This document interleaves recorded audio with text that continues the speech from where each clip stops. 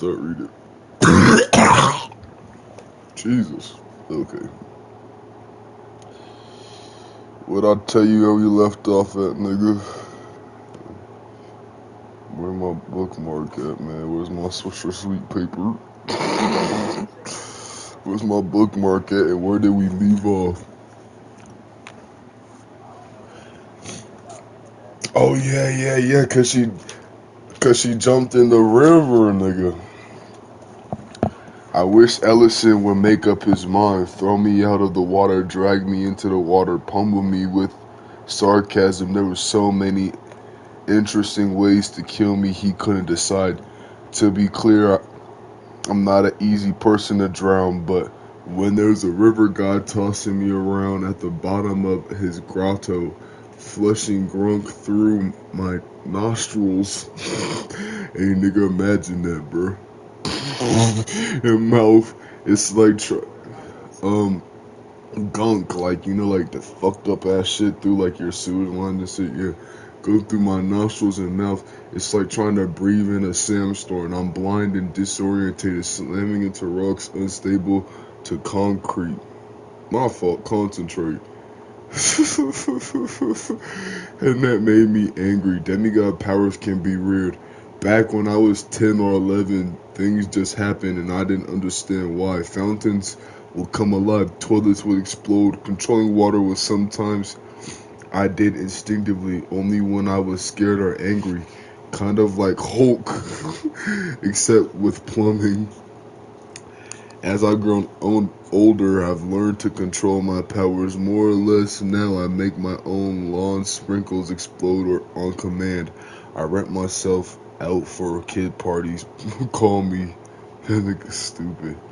But despite my better control, there was still moments when my powers get away from me. It's kind of like you think of, oh, too immature to cry like a little kid, and then you see a movie when a movie about a cute puppy that gets lost and you start bawling.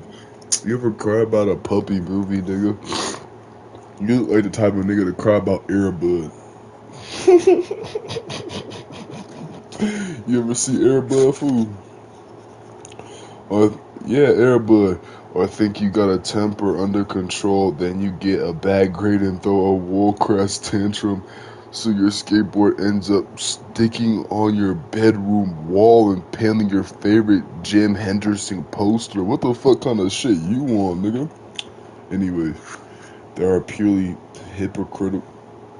hypothetical examples, of course. Anyway, what are you talking about?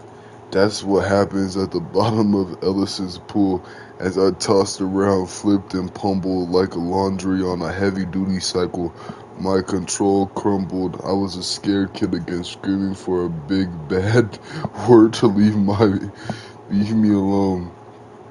My rage exploded, and so did the river. I blasted away, blasted away from me in every direction, putting me on the ground zero of a destiny. See, I hate that shit. What's this fat ass line for, bro?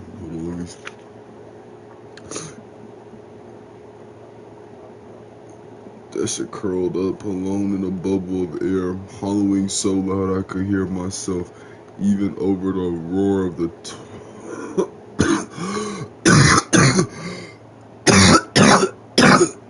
see, this is kill me. The torrent. Some part of me had reached out outward, not just the pool, but the source of the river down in the underworld, or maybe Yoinkers. That's where they're at right now, if you didn't know. And I pulled it up by the roots. Millions of metric tons of water roared through the caverns, flooding the pool, scouring the cliffs, surging over the riverbanks, and probably surprising a whole bunch of snakes bathing downstream. At least the water crashed back around me, settling into the normal flow again. I was trembling, strung out. Yeah, that's a strung out.